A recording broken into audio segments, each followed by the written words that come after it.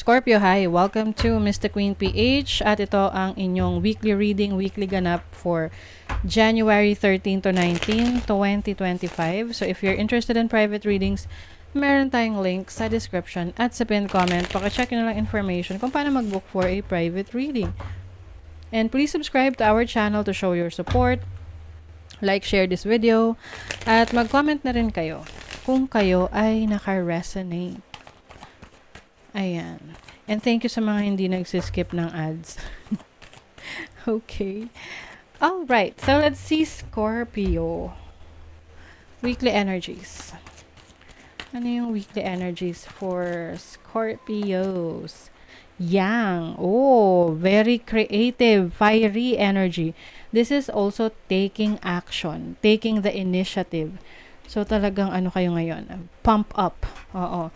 Maaaring may mga new beginnings rin sa inyo. May mga bago kayong projects, sinisimulan, ini-explore. A message in a bottle. So, meron kang marireceive na mensahe galing sa malayong lugar.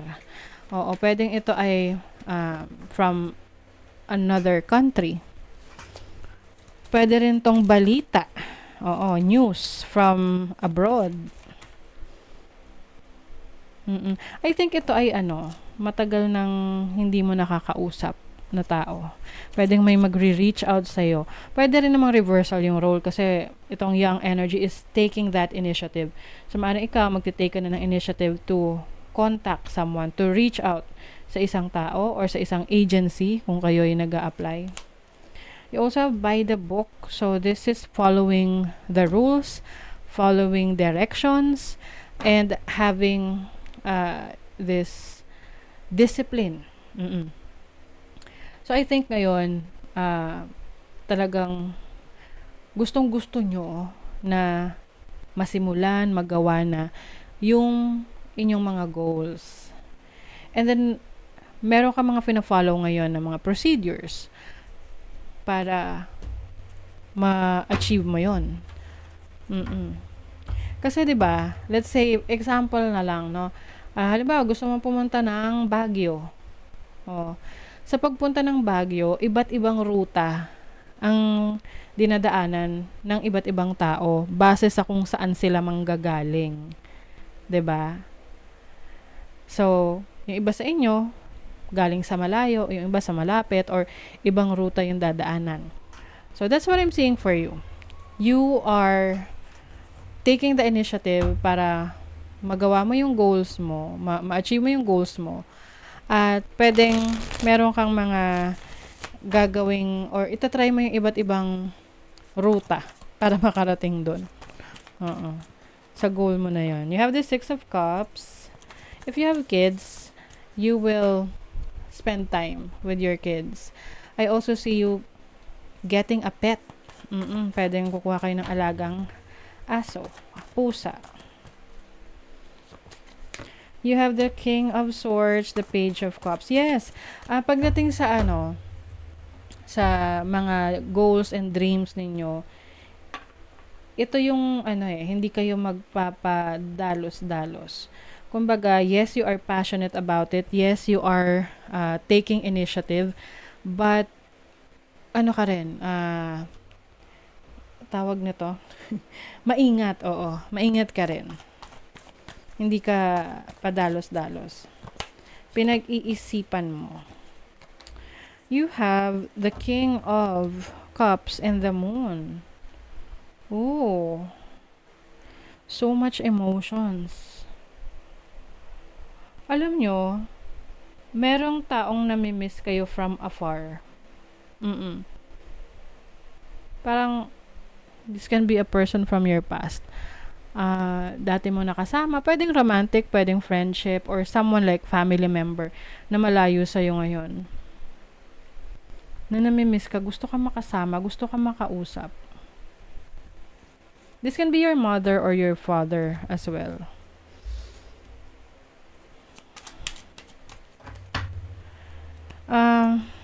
The moon is also about protection. So, I think you are also protecting your energies, no? Galing from protecting your energies from people na nagte-take advantage sa inyo or may tendency na mag-take advantage sa inyo. Kasi you're someone who is kind, na kung merong nangangailangan, tutulong ka talaga eh. You have the star shining bright. Oh, tapos may the sun ka pa. This is warm, this is good luck. I feel like meron kang makakausap ngayong week na to na para magkakaroon kayo ng heart-to-heart talk. This can be someone, anyone, na malapit sa'yo.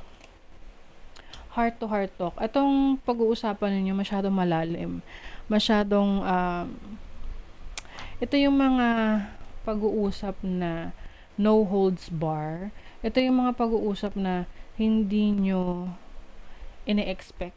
Ito yung mga pag-uusap na hindi nyo ino-open up sa iba. But I think this will bring clarity sa situation nyo, and also magiging strong yung bond ninyo kasi pareho ninyo makukuha yung tiwala ng isa't isa. You have the fish, which is about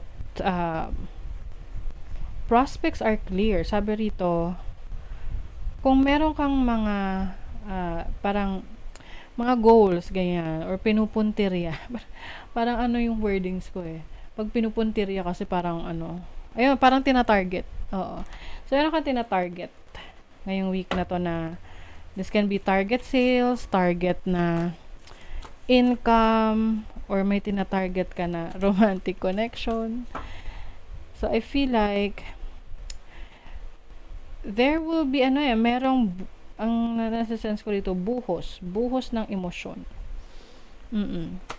Someone is opening up. Maglalabas siya ng kanyang nararamdaman. Divine timing, good things come to those who wait. Ayan. So, I think ngayong week na to, tinetest din yung patience mo dun sa mga minamanifest mo. Kasi meron dyan mangyayari, merong matutupad, meron ding hindi. So, yung mga hindi, ibig sabihin nun, meron yang timing.